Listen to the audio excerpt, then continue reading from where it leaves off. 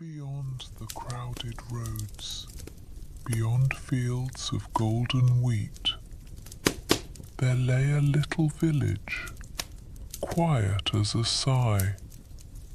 Its cottages leaned together as if sharing secrets, and its mornings were always painted in silver mist.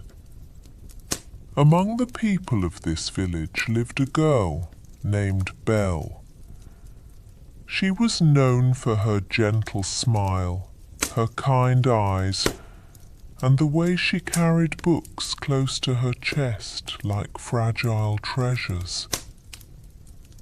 While the baker's wife hurried to sell her bread, while the blacksmith hammered iron, Belle would be seen at the fountain, her gaze lost in a story only she could see.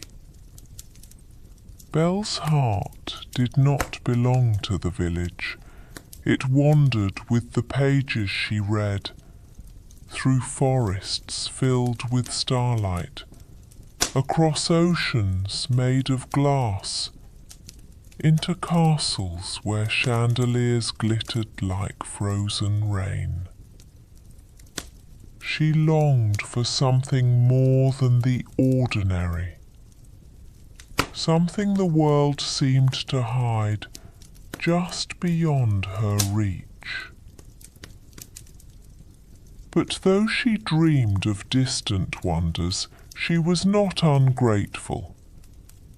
She loved her father deeply, an inventor, kind but absent-minded. She cared for the villagers, even when they thought her strange. Yet when she stood by her window at dusk, watching the horizon blush with fading sun, Belle felt the ache of an unanswered question. Was she meant for more? And in the stillness, though she could not hear it, destiny whispered back, yes.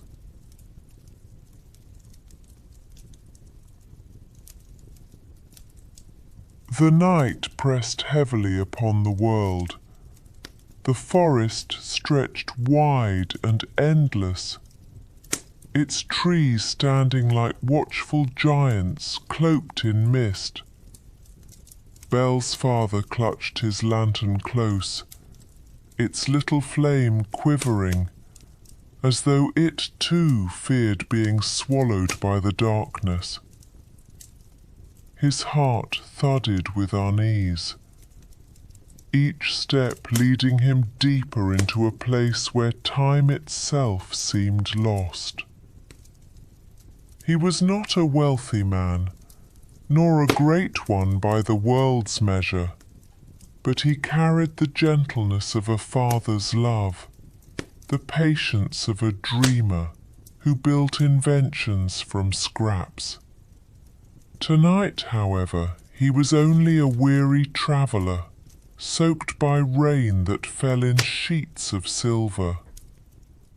The storm howled through the branches, bending them low, and thunder rolled like drums across the heavens. His horse, spooked by lightning, tore free of its reins and vanished into the trees, leaving him trembling in the downpour.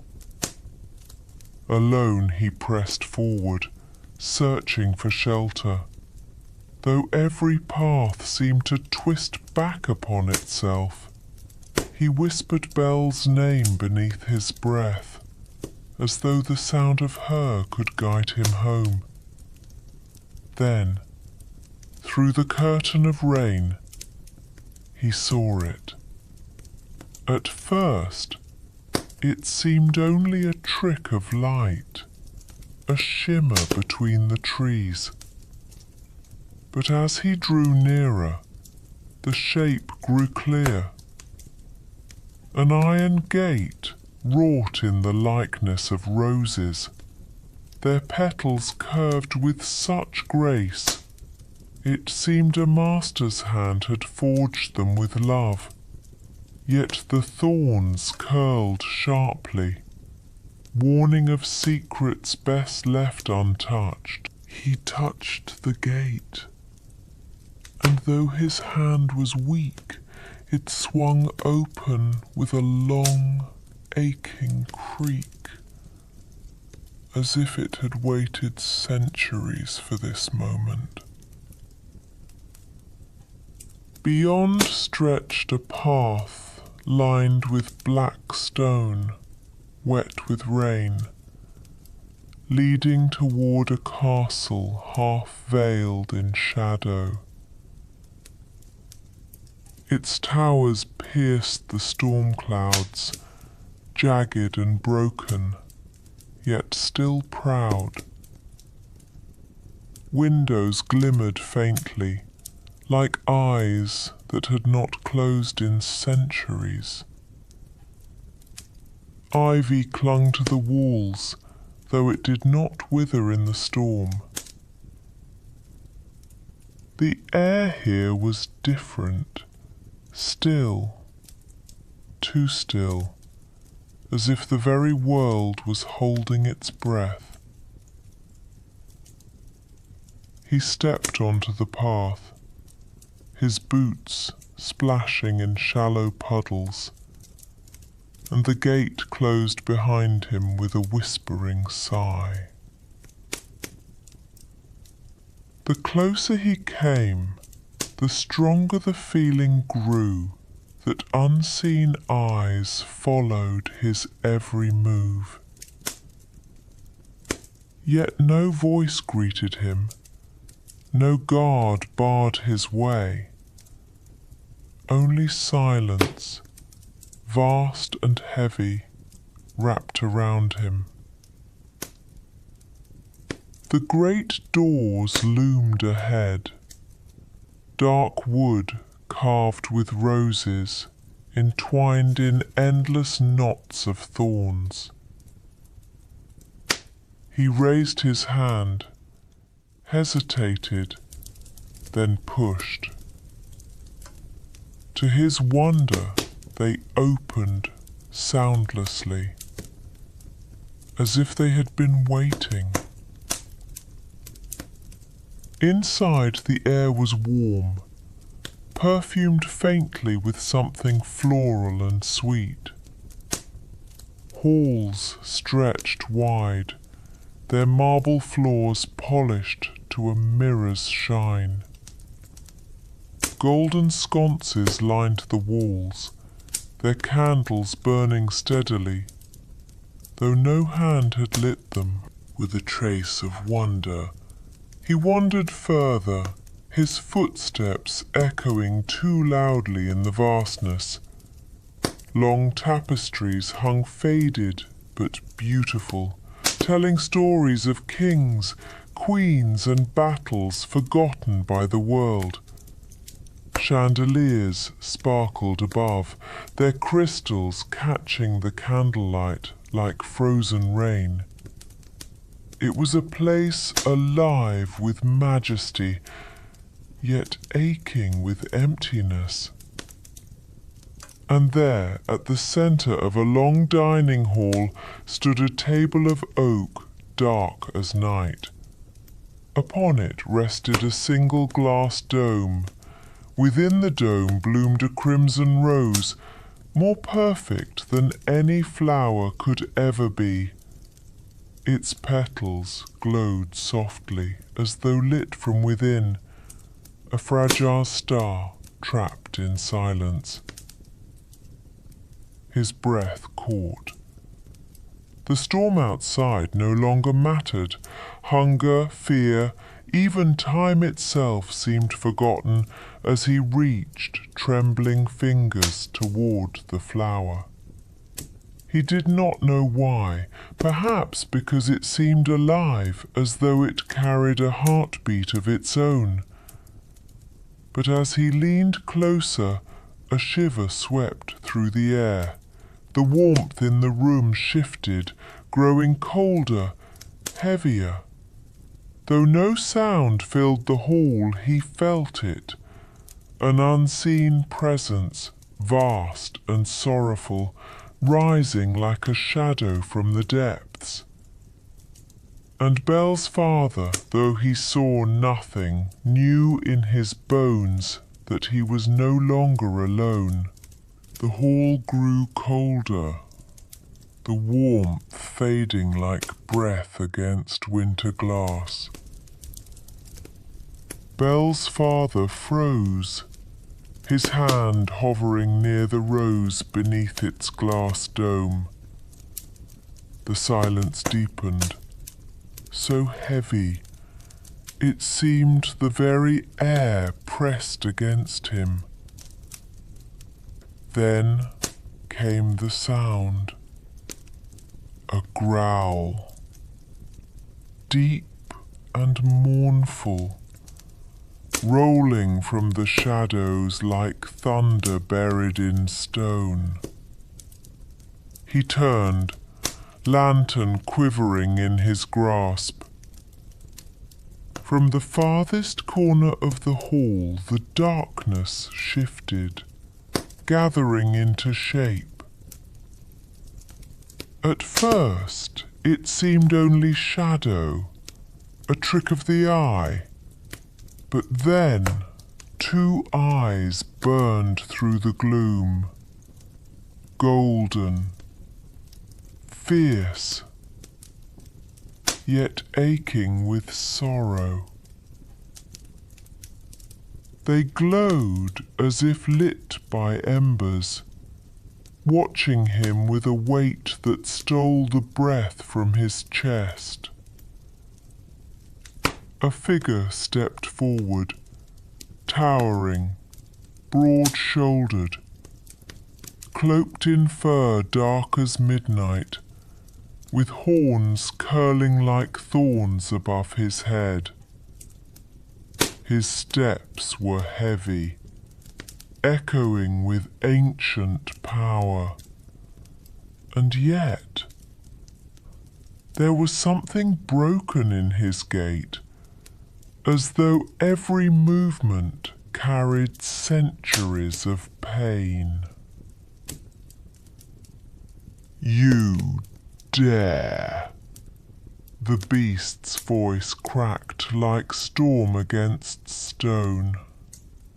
"Steal what is not yours!" The father fell to his knees, his lantern clattering to the floor. "Forgive me. I meant no harm. I sought only shelter. I was lost, cold." His voice faltered, swallowed by fear. The beast's gaze fell upon the rose, still glowing beneath its dome. He stepped closer, claws glinting in the candlelight. "This flower is my heart, my curse, my fate." His words rumbled through the chamber, but there was a tremor, something fragile hidden in the storm of his voice. The father shook, unable to speak further, his eyes filled with dread, but also with pity. For though the creature before him was fierce, those golden eyes were not only filled with rage, they carried a loneliness older than time, a longing so deep it could not be disguised by anger. The beast bent closer, his breath like fire in the frozen air. "For trespassing, there must be a price." The father closed his eyes, awaiting the end, but fate had written another path. For even now, far away in the village, Belle stirred from her dreams, her heart restless, as though destiny itself was calling her name. Back in the little village, Belle felt unease stirring inside her. She had dreamed of her father that night, lost, afraid, wandering beneath storm-heavy skies. Though dreams often drift away with morning light, this one clung to her heart like a shadow. She rose before the sun, her eyes fixed on the horizon, and whispered his name into the quiet dawn. Hours later, the sound of hurried hooves reached her ears. The villagers gathered as her father stumbled into the square, pale and trembling, his cloak torn, his lantern gone. His words faltered as he spoke of the castle, its endless halls, the glowing rose, and the terrible beast who guarded it. He spared my life only to demand a price, her father confessed. I cannot return. The beast will come for me. Belle's heart, tender and fierce, left no room for hesitation. She laid her hand upon his, her eyes steady. Then he will not have you, father. He will have me, the villagers gasped, but Belle did not falter. She knew her father's kindness, his years of sacrifice, his fragile hands worn from work. He had given her everything. Now she would give in return. That night, beneath a moon veiled in silver clouds, Belle mounted her horse and rode into the forest. The trees whispered around her, but she did not fear them. Her heart beat like a steady drum, carrying her toward her fate. At last, the iron gate loomed before her. It creaked open, welcoming her as it had her father. The castle rose in silence, vast and waiting, its towers catching the pale moonlight. Belle dismounted, her breath soft in the stillness, and stepped inside.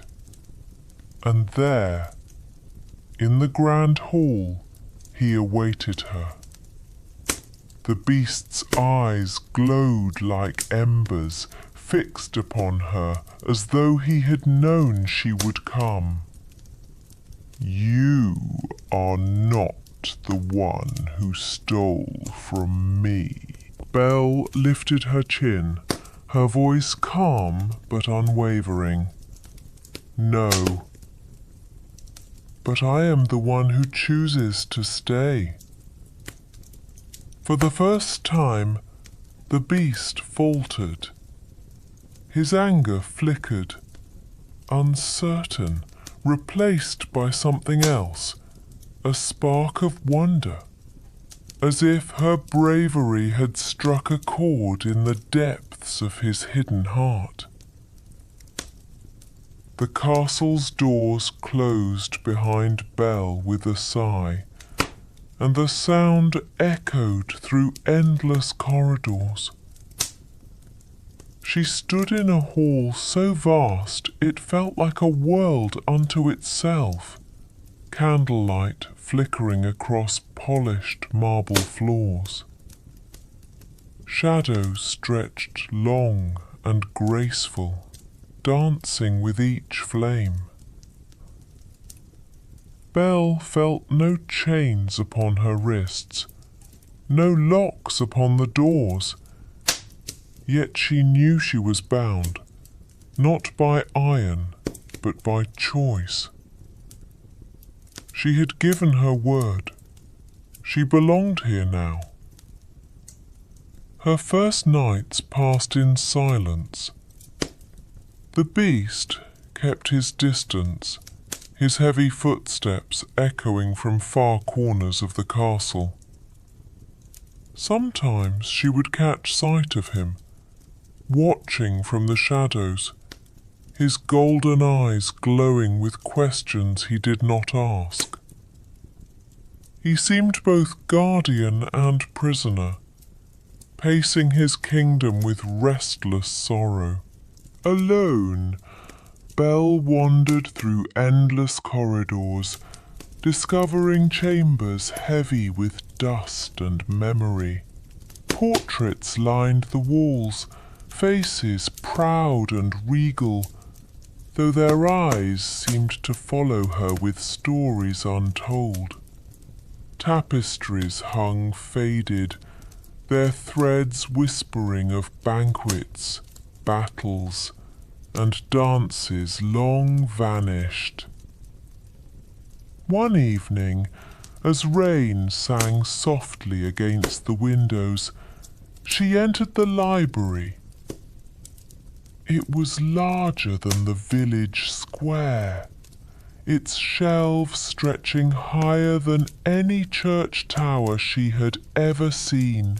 Books upon books, bound in leather, gold and silk. Entire worlds waiting in silence. Belle's heart stirred. For the first time since leaving home, she felt something close to joy. She reached for a volume, its spine cracked with age, and as she read, the weight of her fate lifted just enough for her to breathe. The beast appeared in the doorway. He said nothing at first, only watching her beneath the soft glow of candlelight. Then, with a voice rough as stone, but quieter now, he spoke. "You like to read?" Belle closed the book gently, meeting his gaze. Books are windows. They show us lives we may never live, dreams we may never find. They make the world bigger, even for those trapped within walls. The beast lowered his eyes, his great shoulders heavy. For a moment, silence stretched, not sharp, but tender. Then he turned and left, his steps slow, as if carrying more than his own weight. That night Belle sat by her window, gazing at the storm-drenched sky. She thought of her father, her village, the life she had left behind. Yet her thoughts returned again and again to those golden eyes, lonely, searching, afraid to hope. In the silence of the castle, two hearts had begun to speak, though neither yet had the courage to listen. The days unfolded slowly, each one a quiet echo of the last. The castle, though vast, felt less like a prison to Belle and more like a dream, strange, heavy, and yet alive with secrets waiting to be discovered. Sometimes she walked the rose gardens, where enchanted petals glowed faintly even in moonlight. Sometimes she wandered the endless halls, listening to her footsteps echo in rooms too grand for a single soul. And sometimes she would find herself not alone. The beast lingered at a distance, always watching, rarely speaking. Yet each time their paths crossed, Belle saw something new, something the golden eyes could not hide. Beneath the growl and shadow there was a fragile ember, flickering with pain and longing. One evening the silence between them broke. They met in the library again, candles glowing softly around them. Belle held a book in her lap, but her gaze lifted when she felt his presence. "Do you never sit?" she asked gently. The beast hesitated, then lowered his frame into the chair opposite hers. The wood creaked under his weight, and for a long moment neither spoke. "You are not afraid of me," he murmured, almost as if the thought itself was a wound. Belle tilted her head, her voice calm. "Should I be?" His breath caught, half growl, half sigh. "Everyone is. Even I am." The words fell heavy between them.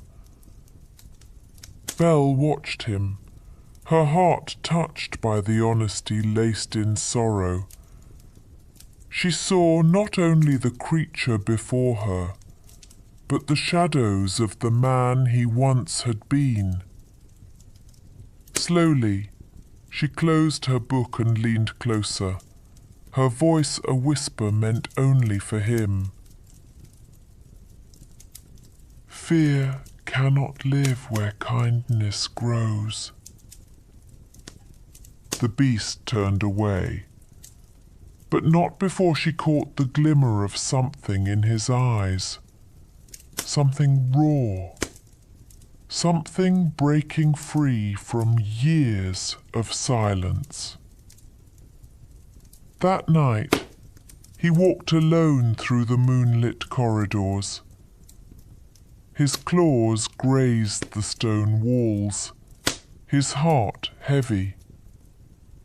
Yet for the first time in what felt like centuries, he did not feel entirely alone.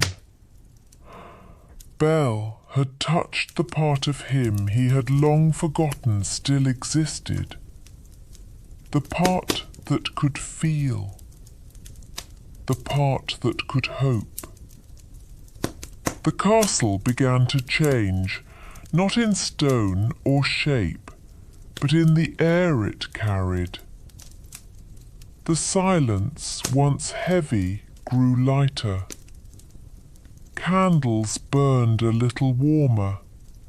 Hallways no longer felt like endless shadows, but like paths leading somewhere unseen. Belle spent her days exploring, sometimes with a book tucked beneath her arm, sometimes with only her thoughts. And often she found the beast waiting in quiet corners, not to frighten, not to command, but simply to be near.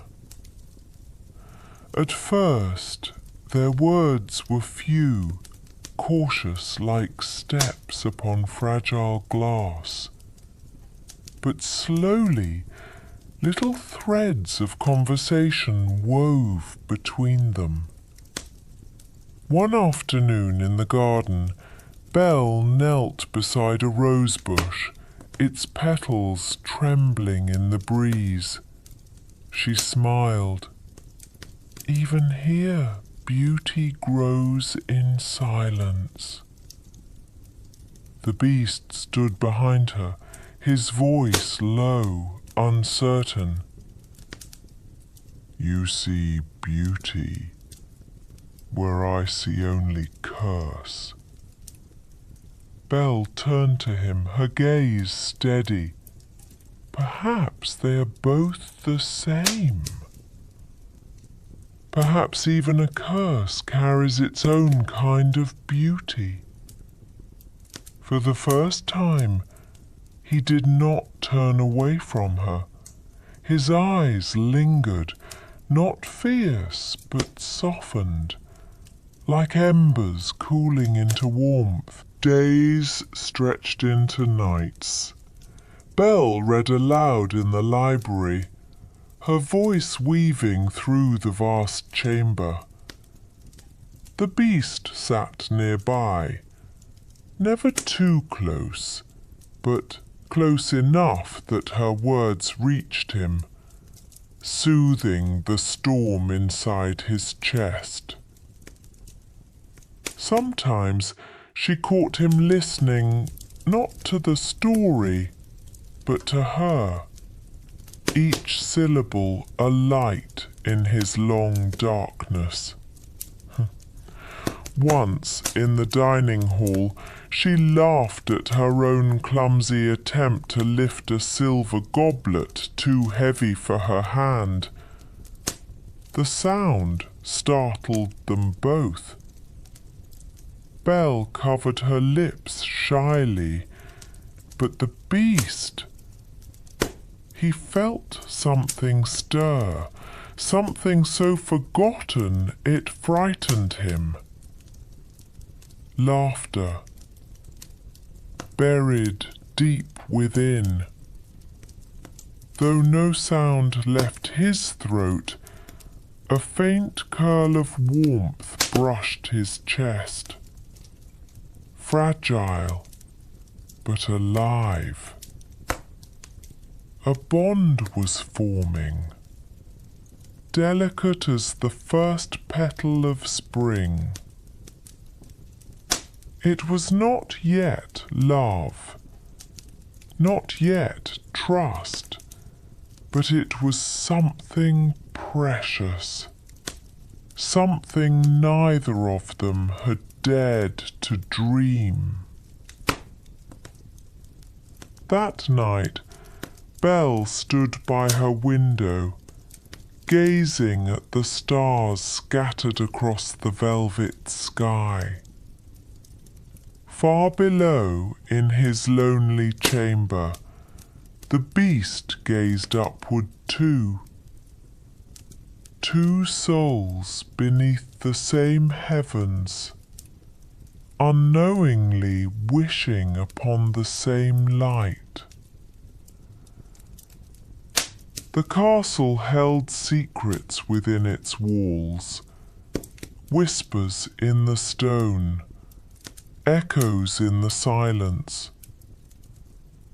Belle began to notice them as days turned to weeks.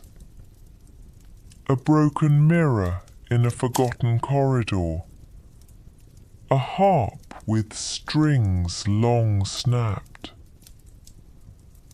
Portraits of a family whose eyes seemed alive yet sorrowful, as if they remembered more than time itself. One evening, rain poured heavy against the windows, and Belle found herself wandering again.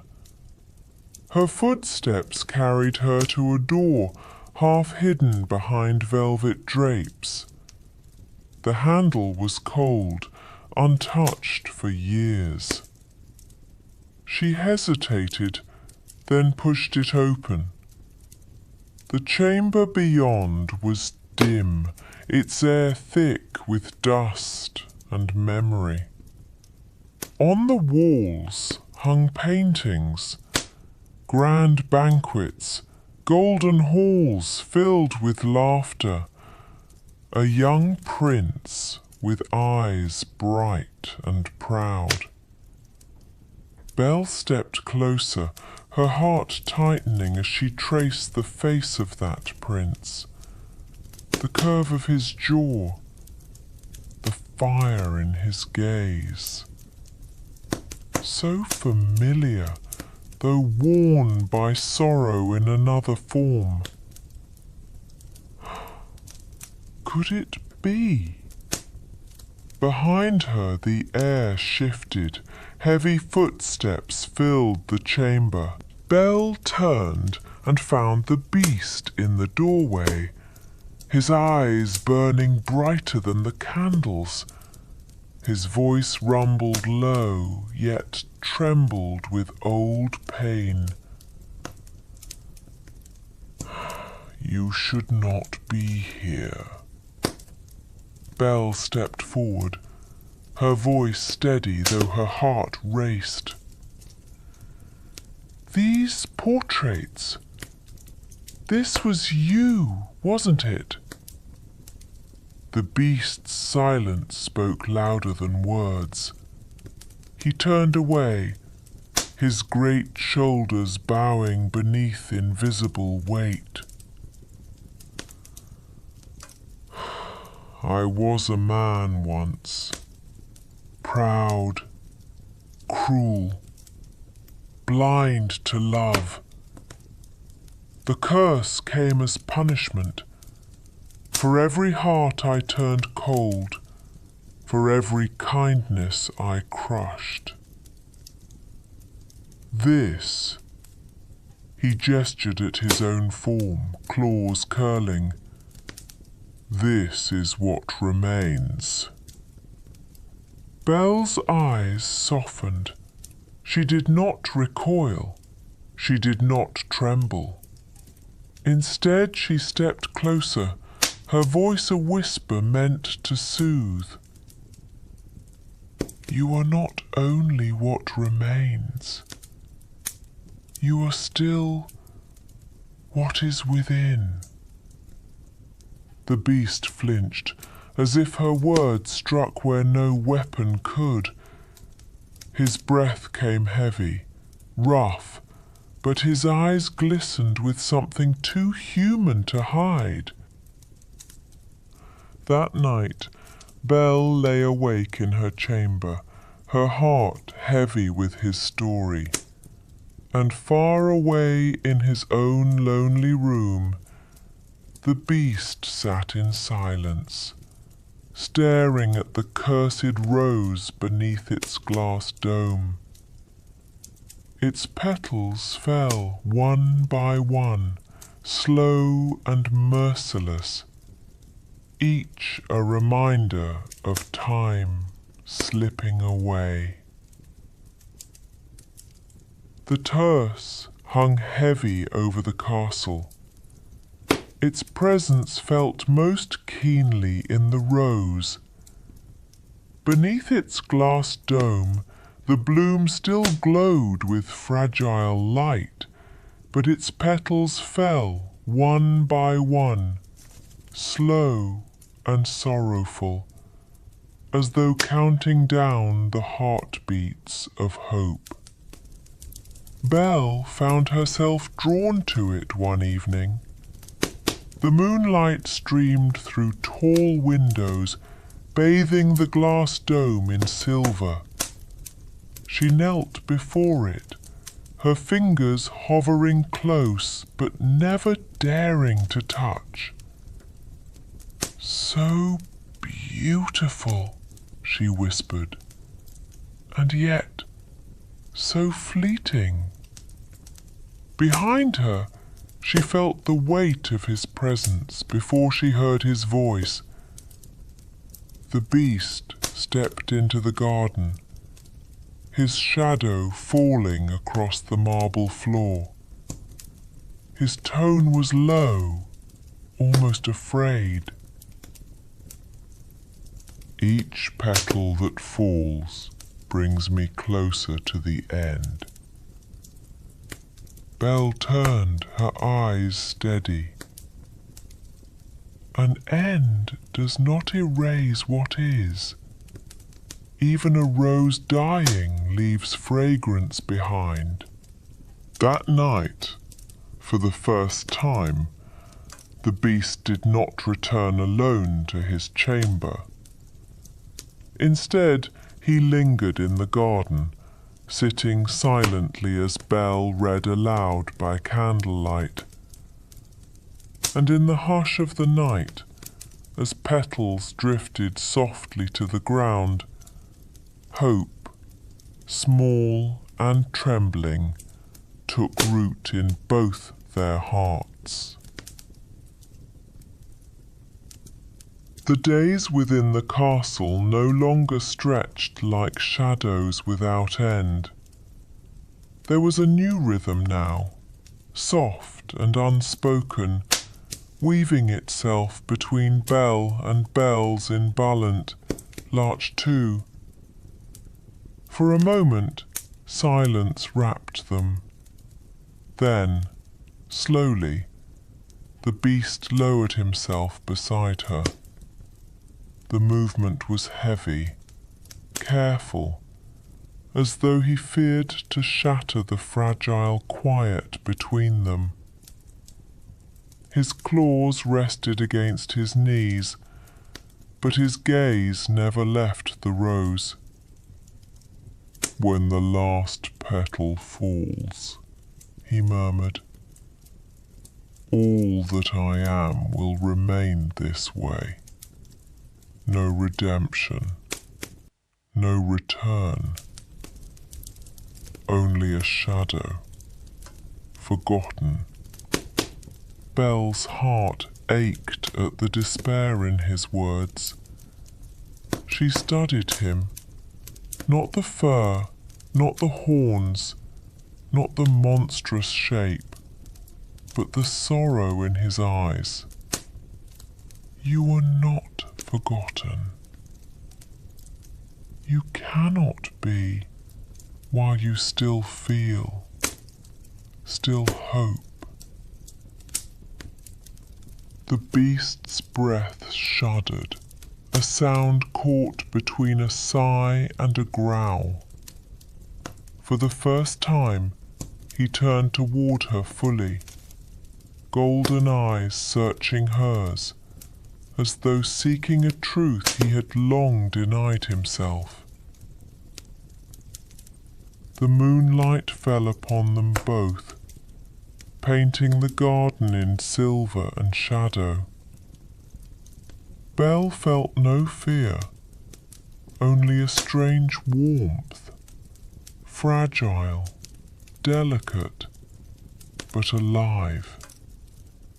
A bond deeper than words, born of sorrow shared beneath the falling petals. Though silence still lingered, it was no longer heavy, it was warm, a quiet in which something fragile could grow. Belle read to him often in the great library. Her voice, smooth as flowing water, filled the vast chamber, chasing away the hollowness in its corners.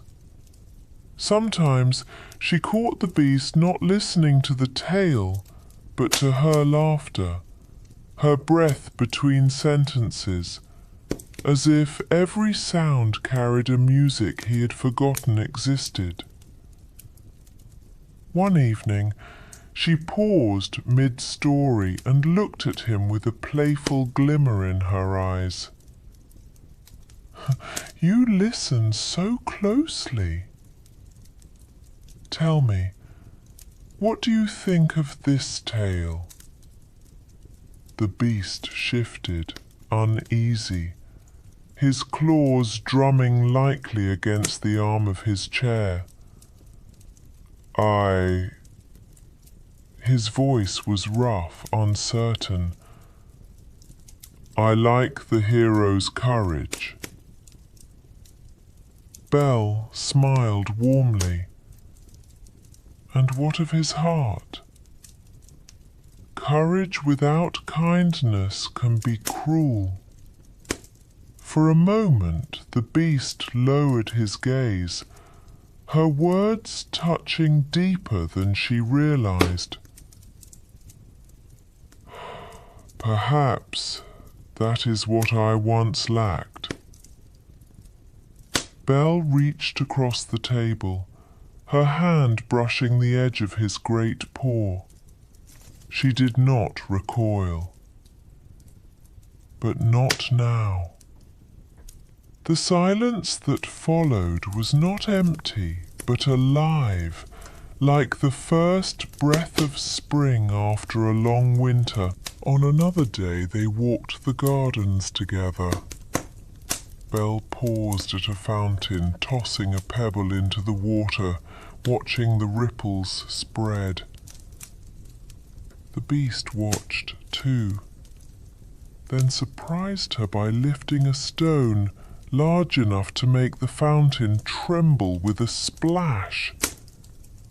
Belle gasped, then laughed, her eyes shining with amusement. That was hardly fair. And for the first time, the beast's lips curved. Not quite a smile, but the shadow of one, fragile and uncertain. Yet it was enough to make Belle's heart flutter with warmth. That night, as they dined in the long hall, the candles flickered gently between them. The beast found himself watching her more than his meal, listening, not to her words, but to the music of her presence. Something had begun to shift between them, soft as a whisper, gentle as falling snow. It was not yet love, but it was more than kindness, something blooming, fragile yet real. And as the cursed rose dropped another petal, its glow seemed softer, less sorrowful, as if it too could sense the quiet hope blooming before. The castle glowed with warmth it had not known for many years. Belle's laughter lingered in its halls, her footsteps brought life to its empty corridors, and the beast found himself waiting, always waiting, for the next moment she would appear. One evening, as twilight spread across the sky and stars began to bloom, Belle wandered into the grand ballroom. Its high windows bathed the marble floor in silver light, and its chandeliers sparkled with crystal tears. Dust had settled thick upon the corners, but the heart of the room still shimmered with memory. Belle's breath caught. It's beautiful. Behind her, heavy steps echoed. The beast entered slowly, his gaze following hers. His voice trembled, low and uncertain. Once there were dances here, music, laughter. All gone now. Belle turned to him, her eyes bright with wonder. Perhaps not gone, only waiting. Her words struck something tender within him. He shifted, uneasy, his claws brushing against the floor. I cannot dance. Not anymore. Belle stepped closer, her presence soft yet steady. She held out her hand, small against the vastness of his frame. "Then let me teach you." For a moment time held its breath. The beast stared at her hand, trembling with hesitation. But at last, with a courage born not of pride but of trust, he placed his paw into her palm. And slowly, awkwardly, they began to move across the floor.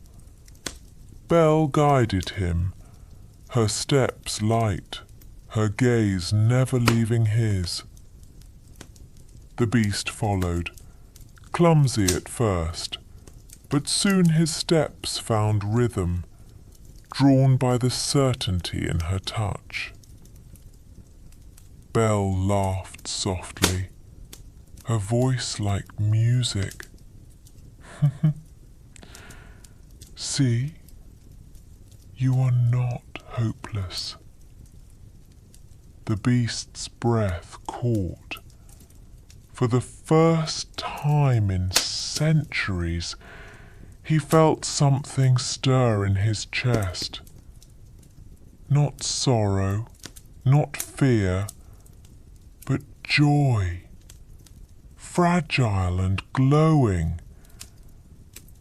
His golden eyes softened, and though he spoke no words, his heart whispered louder than any music, "I am alive again." Beneath the moonlit windows, they turned, two souls bound by light and shadow. And in that fragile dance, the curse did not matter. Time did not matter. Only the warmth of a bond taking root beneath the stars. The nights in the castle grew warmer, touched by a bond neither Belle nor the beast could deny. Yet beneath the fragile joy the curse still lingered. The rose, though glowing faintly, had shed many petals, its end drawing near. One evening, the beast led Belle to a hidden chamber she had never seen. In its centre stood a mirror, tall and framed in silver vines. Its surface shimmered like water beneath moonlight. The beast's voice was low, trembling with secrets. "This mirror shows what the heart longs to see. It is a gift and a curse. Would you look?" Belle stepped closer, her reflection rippling. Slowly an image formed. Not the castle, not the beast, but her father, weary and frail, alone in their village home. Belle's eyes filled with tears. "He needs me." The beast's chest tightened. He had never wished to let her go, yet her sorrow pierced him deeper than any blade. He stepped forward, lowering his gaze. "Then you must go to him. You are free." Belle's breath caught. She turned to him, eyes wide, heart torn. "But what of you?" His golden eyes shone with both pain and love unspoken. "Your happiness is my only wish." Belle embraced him, not with fear, but with tenderness. For a moment, time itself seemed to weep. Then, with heavy steps, she left the castle. Days passed. The beast grew weaker, the rose shedding its final petals. Alone in his chamber, he lay upon the cold floor, breath shallow, heart breaking. His thoughts drifted not to curses, not to sorrow, but to her smile, her laughter, the light she had brought. Belle. And then her voice, clear, trembling, filled with love. She had returned, running through storm and shadow to reach him. She fell to her knees beside him, her tears falling onto his fur. "Don't leave me. I love you. I love you as you are." At her words, the last petal fell. The rose dimmed, then blazed with sudden light. The castle shook, windows glowing with brilliance. The beast's body lifted in a storm of golden fire, fur giving way to skin, claws softening into hands. When the light faded, a man lay where the beast had been. A prince, eyes the same golden fire, but now softened with love. Belle gasped, her hands trembling as she touched his face. He smiled, tender and whole. "It was your heart, Belle, your love that broke the curse." The castle bloomed again, its halls filled with laughter, its gardens with light. Belle and the prince walked together beneath roses that no longer wept, but glowed with joy. And though their tale became legend, whispered across generations, Belle remembered the truth. Love is not the breaking of curses. Love is the seeing of a heart where others see only shadows. And in that love they lived, not in dreams, but in a forever that felt like starlight. And so, dear dreamer, the tale of Beauty and her Beast drifts into silence. No longer a story of fear, but of hope, of hearts that found light in the darkest places. Tonight, as you close your eyes, may you carry with you the glow of their love, soft as candlelight, steady as the stars. Sleep now, without worry, for every ending is only the beginning of another dream.